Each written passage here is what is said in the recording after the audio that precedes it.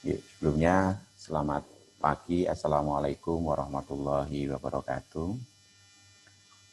Ya, alhamdulillahirrabbilalamin. Hari ini kita bisa ketemu diskusi tentang melanjutkan materi tentang pemasaran global. Pada hari ini sampai pada komunikasi pemasaran global. Mungkin bisa kelihatan ya slide-nya ya.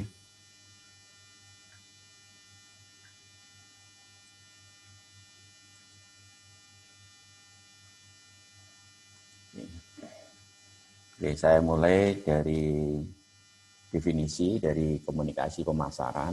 Itu menurut Kotler tahun 2007 yang mengatakan bahwa komunikasi pemasaran itu merupakan suatu perantara di mana perusahaan menginformasikan, membujuk dan mengingatkan konsumen secara langsung atau tidak langsung mengenai produk dan merek yang mereka jual. Ini menurut Kotler dan Keller. Nah, oleh karena itu komunikasi pemasaran global itu merupakan efektivitas komunikasi pemasaran yang melewati batas-batas negara. Jadi pada dasarnya komunikasi pemasaran global dan yang saat ini mungkin yang teman-teman sudah dapatkan adalah komunikasi pemasaran yang tidak melibatkan batas negara. Bedanya adalah ketika pemasaran global itu melewati batas negara. Misalnya begini, kalau teman-teman mau melakukan komunikasi pemasaran ke negara lain, ya bisa menggunakan beberapa media, itu bisa langsung ke media yang ada di negara tersebut, dan itu jika tidak online. Tetapi ketika teman-teman itu di Indonesia sekarang tidak ada batas negara lagi karena sudah menggunakan online itu. Nah, secara tidak langsung media-media online itu sudah menembus atau melewati batas-batas negara karena bisa diakses oleh siapapun, dimanapun, dan kapanpun. Itu bedanya. Oke, apakah elemen dari komunikasi pemasaran itu? Kalau kita lihat di sini ada yang pertama, ada pengirim pesan, itu bisa perusahaan, terus ada pengkode, itu pengkode itu adalah terus pesan yang disampaikan itu nanti melalui apa kan itu nanti kita akan lihat media-media dalam komunikasi pemasaran itu medianya apa, terus decoding kan itu, terus penerimaan. Nah, biasanya di pesan dan media ini ada gangguan kan itu, ada gangguan sehingga menyebabkan tidak sampai di penerima itu. Gangguannya macam-macam kan, karena pemilihan medianya yang tidak pas kan itu, mungkin timingnya yang tidak pas kan itu juga menjadi salah satu gangguan. Oleh karena itu kalau teman-teman saat ini misalnya sedang menonton televisi, kalau di hari-hari biasa jam 3 malam, jam 2 malam itu iklannya lebih murah, tarif iklannya lebih murah kalau di televisi.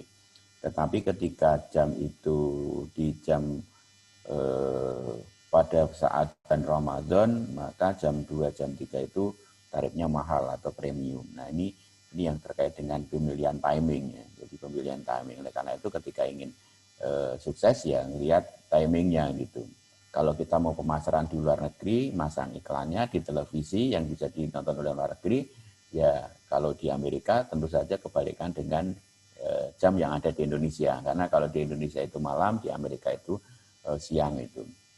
Itu yang menjadi salah satu gangguan. Yang berikutnya, apa sih bentuk-bentuk utama dari komunikasi pemasaran? Nah, kita akan lihat dari sini bentuk-bentuk dari komunikasi pemasaran. Yang pertama ada personal selling, jadi kita langsung menemui calon pelanggan kita, menjelaskan, terus menginformasikan, ketemu langsung, itu personal selling. Kalau kita lihat teman-teman mungkin ada orang yang di jalan dengan membawa barang dagangan, memakai dasi, terus kita menemui dari rumah ke rumah, menemui calon pelanggan, nah itu salah satu bentuk dari personal selling. Yang berikutnya ada advertising. Advertising itu komunikasi pemasaran yang menggunakan media ya. Jadi yang menggunakan media, misalnya medianya televisi, gitu. Medianya radio, misalnya medianya surat kabar.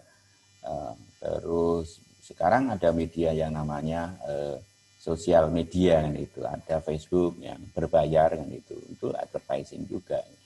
Ada Instagram yang berbayar itu apa namanya advertising, bahkan ada teman-teman sekarang ini melakukan advertising yang gratisan dengan menggunakan akun medsos saudara itu. Jadi intinya kalau advertising itu adalah ada medianya itu. Terus yang berikutnya adalah promosi penjualan atau sales promotion. Jadi sales promotion itu ketika menawarkan terhadap diskon, potongan harga, termin pembayaran. Nah, itu termasuk promosi penjualan. Sekarang pertanyaannya adalah kalau menggunakan advertising itu, misalnya lakukan di televisi tetapi ada konten, silakan membeli dan Anda akan mendapatkan potongan kan itu. Maka di situ menggunakan dua aktivitas atau dua bentuk dari komunikasi pemasaran, yaitu kombinasi antara advertising itu advertising, kombinasi dari advertising dengan sales promosi. Jadi dilihat kontennya itu promosi berjalan, kalau dilihat medianya ada advertising. Nah, yang ketiga adalah public relation atau relasi publik. Contohnya adalah sponsorship ya. Jadi kalau teman-teman itu mencari kegiatan terus mencari dana untuk sponsor, nah itu disebut dengan public relasi. Dia membayari tapi bukan untuk bukan untuk membiayai sendiri. Dan yang terakhir adalah publisitas relasi publik ini. Oke, Mas Agung, bagaimana, ada yang ingin ditanyakan itu ke Adi Manjat Raisen? Ya, belum Pak, ini baru ngabarin teman-teman. Mohon Oh, maaf, belum ada balasan ini Pak. oke, yes. Makasih Mas. Iya, Ya, kita lanjut ya dari ini iya, monggo. bentuk-bentuknya. Oke, terus strategi perusahaan dalam menentukan bauran promosi itu. Jadi bentuk-bentuk komunikasi pemasaran tadi kalau di dalam pemasaran yang telah kita kenal selama ini disebut dengan bauran promosi atau promotional mix gitu. Nah, bentuk dari promotional mix ini atau strateginya apa? Yang ada push strategi. Jadi push strategi ini menggunakan satuan penjual dari promosi perdagangan untuk mendorong produk melalui saluran. Penekanannya dilakukan kepada saluran pemasaran yang digunakan untuk menjual lebih banyak. Jadi penekanannya pada saluran distribusi di promosi ini kalau menggunakan push strategi, ini intinya. Nah, yang kedua adalah pull strategi, yaitu meningkatkan pengeluaran terhadap periklanan dan promosi untuk meningkatkan permintaan pelanggan. Nah, bila berhasil maka pelanggan akan meningkatkan pembelian. Jadi strateginya ini di medianya kalau yang kedua. Kalau yang pertama adalah strategi di saluran pemasaran itu. Yang kedua ini strateginya adalah di medianya, pemilihan media. Strategi pemilihan media tadi. Kamu pakai personal selling, advertising, promosi penjualan atau publisitas. Tinggal lihat timingnya seperti apa, siapa pasar sasarannya, jangan salah segmen kan itu. Di Indonesia saya nggak tahu karena belum ke Malaysia ya. Untuk Indonesia kan salah satu produk unggulan kan tourism kan itu. Mestinya ini juga menggunakan pull strategi di tourism ini. Seperti yang dilakukan oleh negara Malaysia dengan menggunakan pull strategi, yaitu meningkatkan pengeluaran terhadap iklan, dia berani masang iklan di Indonesia. Jadi waktu itu di depan gedung Wanita Tama itu ada iklan dari Malaysia yang mengiklankan produk tourism di Malaysia gitu. Nah, yaitu dan jargonnya kan Malaysia itu the truly of Asia, jadi Asia yang sebenarnya kan itu. Mungkin hampir sama dengan jargonnya Yogyakarta, ya Yogyakarta is never ending Asia kan itu. Itu salah satu bentuk komunikasi pemasaran, tinggal itu dikemas dalam bentuk apa, ya, advertising atau yang lainnya kan itu. Kalau publisitas itu bisa kerjasama dengan departemen atau instansi yang terkait. Itu strategi. Nah, sekarang gini, full strateginya. Kalau pusat strategi, jadi manufaktur, kalau kita bicara barang produk atau manufaktur itu pedagang besar, pengecer ke konsumen. Jadi lewat itu ya, lewat agen ini, lewat agen ke konsumen gitu. Lewat agen. Nanti aliran stimulasi permintaan, aliran promosi. Jadi gitu. Nah, jadi bareng. Jadi pedagang grosir ini digunakan sebagai media promosi, pengecer digunakan sebagai promosi, sehingga tujuannya sama-sama ke konsumen gitu. Tetapi ketika manufaktur itu full strategi. Manufaktur ini dia langsung ke konsumen. Jadi iklannya dia tujukan ke konsumen pengguna akhir.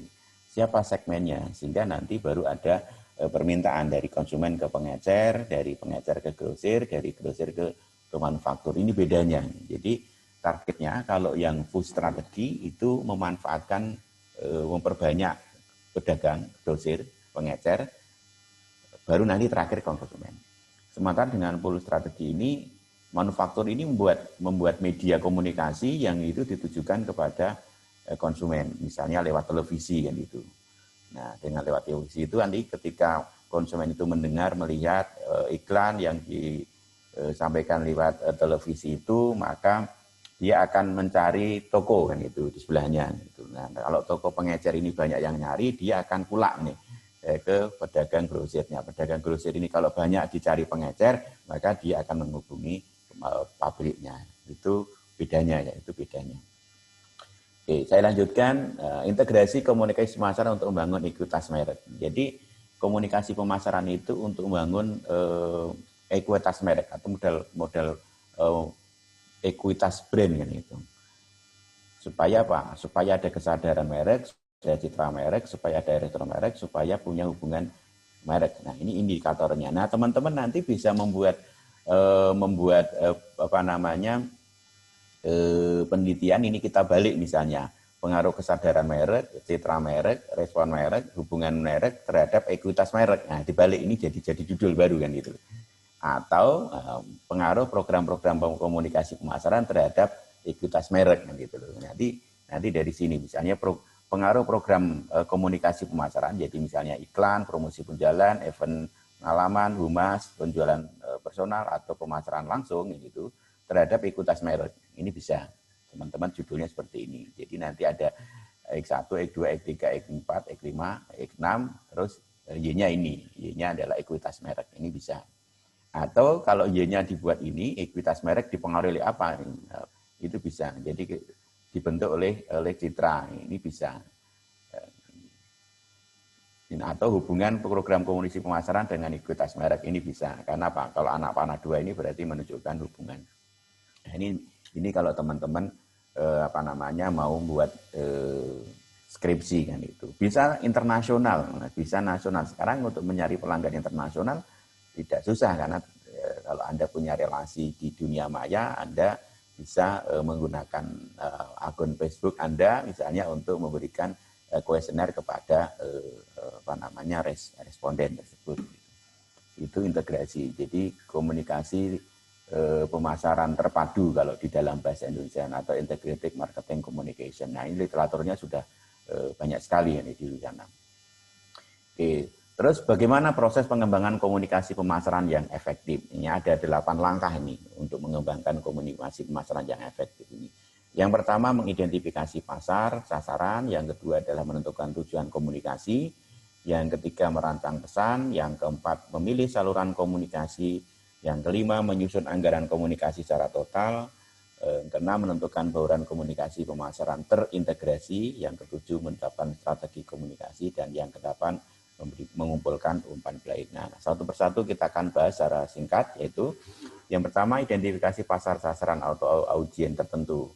Jadi audien dapat diartikan sebagai calon pembeli produk. Ini audien. Siapa sih calon pembeli produk itu? Yang kedua, siapa sih pemakai saat ini kan gitu. Terus penentu keputusan itu siapa atau pihak yang mempengaruhi, karena belum tentu yang menentukan itu yang memakai ini. Contohnya, kalau misalnya teman-teman mau jualan susu, yang jualan susu itu belum tentu yang menentukan itu bayinya kan itu, karena bayinya masih kecil kan itu loh. Nah, idenya ibunya yang disuruh beli itu pengasuhnya, itu ternyata ibunya nyuruh merek A, datang pengasuhnya itu nanti dipengaruhi oleh neneknya kan itu, oleh neneknya ternyata merek C yang benar kan itu, ternyata sampai ke toko itu merek B, merek A, merek C nggak ada, yang memutuskan siapa? Ya baby sisternya yang memutuskan itu, yang memutuskan adalah baby sisternya. Oh, akhirnya dibelikan merek H kan itu. Nah itu anaknya ya diam-diam aja, wong masih balita kan itu. Nah ini yang juga perlu dipikirkan oleh perusahaan atau marketer, karena apa? Ternyata baby sister itu menentukan dalam pengambilan keputusan pembelian untuk produk-produk tertentu. Itu. Yang berikutnya, yang kedua adalah audien itu dapat terdiri dari individu atau kelompok atau masyarakat tertentu atau masyarakat umum misalnya. Di Indonesia itu ada kelompok Karang Taruna, kelompok itu misalnya Mas Agung ke dalam kelompok Karang Taruna. Kalau memasarkan ya lewat Karang Taruna itu, asalkan ketua Karang Taruna DIL, biasanya anggotanya DIL. Atau kelompok tertentu masyarakat, ya ibu-ibu PKK. Nah, ketua kelompok PKK-nya DIL, Pak Ibu Lurah misalnya. Ya masyarakatnya akan ikuti ini. Itu yang dilakukan. Oleh karena itu kalau misalnya Mas Agung ini ingin memasarkan pariwisata, bisa membuat jangan segmennya individu, tapi segmennya kelompok Karang Taruna, misalnya Karang Taruna Patok, GoTo, misalnya Ngelanggrang, misalnya. Atau misalnya ibu-ibu PKK Patok, GoTo, misalnya pantai mana kan itu. Atau kelompok pengajian gitu. Itu bisa disasar itu kalau menggunakan pendekatan kelompok atau masyarakat. Kalau masyarakat umum biasanya dekati aja Pak Dukuhnya gitu. Itu dia punya segmen yang lebih banyak gitu kalau Pak Dukuh itu. Nah, saya kira kalau satu pedukuhan itu yang ngajak Pak Dukuh itu ya nyari 25%-nya dapat lah, nyari 25%. 25% dari total satu pedukuhan itu ya sudah satu bis kan itu. Ya sudah lumayan. Nah, ini salah satu identifikasi. Baru siapa yang akan dibujuk, yang akan diyakinkan? Ya ketua kelompoknya tadi kan itu. Karena kalau meyakinkan masyarakat umum satu-satu agak susah kan itu. Door-to-door namanya personal selling. Nah, personal sellingnya melalui kelompok masyarakat, ketua kelompok masyarakat. Ini itu yang pertama. Yang kedua adalah menentukan tujuan komunikasi. Nah, setelah pasaran dapat dan karakternya diidentifikasi, komunikator pemasaran harus memutuskan tanggapan yang diharapkan oleh audien. Responnya seperti apa nih kan gitu. Nah, responnya seperti apa? Kan itu respon itu bisa disampaikan secara langsung, yang kelihatan mimiknya, bahkan dia akan menolak atau dia akan menerima, itu bisa. Nah, yang kedua, tanggapan terakhir yang diharapkan dari audien adalah pembelian keputusan yang tinggi dan cerita dari mulut ke mulut yang baik gitu. Nah, ini yang harapannya. Jadi tujuannya adalah nanti bisa word of mouth, jadi dari mulut ke mulut. Sebenarnya dari mulut ke mulut itu kalau Mas Agung ya saru ya gitu ya, cucup-cucupan kan gitu. Mestinya kan bisik-bisikan gitu dari mulut ke telinga. Kalau mau beli ini loh ya, beli produk ini ya divisi ini, jangan dicucuk kan gitu. Nah, istilahnya itu sudah salah kaprah. Oleh karena itu ya momen ini untuk meluruskan lah bahwa word of mouth itu sebuah jargon yang promosi dari mulut ke mulut. Getok tular lah kalau dalam bahasa Jawanya itu. Nah, itu yang penting, atau referral. Oke, yang ketiga adalah merancang pesan gitu. Pesan harus menarik perhatian, attention atau mempertahankan ketertarikan, interest, membangkitkan keinginan, desire, dan menggerakkan tindakan action. Jadi dengan pesan itu orang bisa tertarik. Kalau saya ambilkan contoh aja ya, promosi-promosi merek-merek dalam kemasan minuman dalam kemasan internasional itu kan selalu menarik untuk orang itu mencoba gitu. Dan itu ditiru juga oleh perancang pesan di dalam negeri kan itu. Nah, bahkan ada suatu produk minuman minuman kesehatan itu yang jargonnya adalah enak tenan kan itu. Padahal itu jamu kan itu. Kok jamu kok enak? Padahal dulu jamu itu pahit kan itu, enak itu, kesannya itu jorok karena diperes kan itu. Tapi dengan enak tenan itu dan higienis itu, dia lihatkan dari komunikasi pemasaran itu proses produksinya dengan alat seperti apa, terus kemasannya seperti apa, terus rasanya seperti apa. Nah, ekspresi enak tenan itu adalah menggambarkan ekspresi rasa, sehingga orang akan membeli. Nah, oleh karena itu perlu diformulasikan pesan yang memerlukan pemecahan masalah atas satu, apa isi pesannya, apa yang akan dikatakan tadi. Ada semacam kekuatan di isi pesan, enak tenan gitu loh. Itu. Terus kalau misalnya teman-teman masih ingat Mbah Marijan itu Roso, ya. Roso itu ada isi pesannya. Jadi orang minum obat itu ya akan menjadi kuat kan itu Roso. Terus struktur pesan. Jadi bagaimana mengatakan secara logis. Nah, ini di dalam dunia advertising itu bisa disebut dengan storyboard kan itu, urut-urutannya gitu. Jadi dibuat struktur pesan itu urut-urutannya itu seperti apa. Maka kalau teman-teman dulu melihat namanya Adi Citra Pariwara itu ajang penghargaan untuk bagaimana menghargai insan-insan di dunia advertising. Jadi karya advertising itu bisa dilombakan. Karena apa? Itu juga menjadi media pembelajaran, media seni, dan media penyampaian pesan yang efektif. Terus format pesannya, jadi bagaimana mengatakan secara simbolisnya, bisa menggunakan lisan, bisa menggunakan gimmick itu atau wajah itu. Terus sumber pesannya siapa yang harus mengatakan, endorse-nya siapa nih kan itu. Nah, misal ataukah Mas Agung sendiri kan itu. Nah, di Ngelanggerang itu ya paling tidak nyari artis yang di Indonesia itu untuk kalangan semua kalangan itu bisa masuk itu untuk mengendorse. Kalau mau piknik, artinya tenang, duitnya aman, ya datanglah ke Ngelanggerang. Kenapa? Di Ngelanggerang itu bisa metik buah, buahnya murah kan gitu. Artinya apa? Duitnya aman gitu. Artinya tidak mengeluarkan, karena konotasinya orang piknik itu selalu menghabiskan duit gitu. Selalu menghabiskan duit karena di tempat piknik itu biasanya produknya mahal kan itu. Lalu bagaimana dikemas di tempat wisata itu orang tetap piknik, menikmati, beli produk dan harganya murah kan itu. Itu kalau dia bisa produksi massal. Karena dengan produksi massal itu bisa, maka harus kerjasama dengan perusahaan-perusahaan tertentu. Maka di Jawa Barat itu ada sebuah objek wisata yang sudah kerjasama dengan sebuah pabrik. Jadi ketika masuk itu plek dia dapat minuman. Nah, tinggal milih, Anda memilih rasa apa? Oh, rasa ini, rasa ini, rasa ini. Orang kesana nggak bayar gitu. Padahal sudah include di dalam tiket. Nah, ini menjadi salah satu program yang barangkali bisa dikembangkan di wilayah Belingo ini Mbak Ari kan itu, dan Langgrang itu, atau Mbak Rezi ini mungkin wisata Paskas gitu misalnya, atau di sana ada namanya Candi Klodangan kan itu misalnya, itu bisa dibuat paket wisata Candi Klodangan kan itu belum banyak yang kenal loh Candi Klodangan itu. Nah itu maka Mbak Rezi sebagai putra daerah, atau mungkin kalau nggak lahir di sana tinggal di sana, bisa memperkenalkan diri itu merancang pesan. Saya agak cepat ya ini. Terus yang berikutnya adalah memilih saluran komunikasinya seperti apa. Apakah saluran komunikasi personal, yaitu mencakup 2 orang atau lebih yang berkomunikasi satu dengan yang lain, atau komunikasi non personal, yaitu menyampaikan pesan tanpa melakukan kontak atau interaksi pribadi, tapi melakukan media atau atmosfer yang ada di acara, misalnya di iklan televisi atau mungkin di media-media di bioskop, itu juga bisa dilakukan. Itu milih medianya. Jangan salah milih media. Jadi kalau kita mau memasarkan produk yang segmennya menengah ke atas, ya jangan disampaikan promosinya di menengah ke bawah, enggak sampai. Kalau kita ingin orang jualan di Gunung Kidul, ya jangan diiklankan di Bantul gitu. Dulu orang jualan di Gunung Kidul, kalau jual sepeda itu dulu ngeluh. Kenapa orang jual sepeda di Gunung Kidul ngeluh? Nggak laku. Zaman dulu itu kalau orang naik sepeda di Gunung Kidul, itu kalau naik itu turun, kalau turun itu naik. Gitu. Karena jalannya kan naik turun, nanjak dan dronjongnya itu.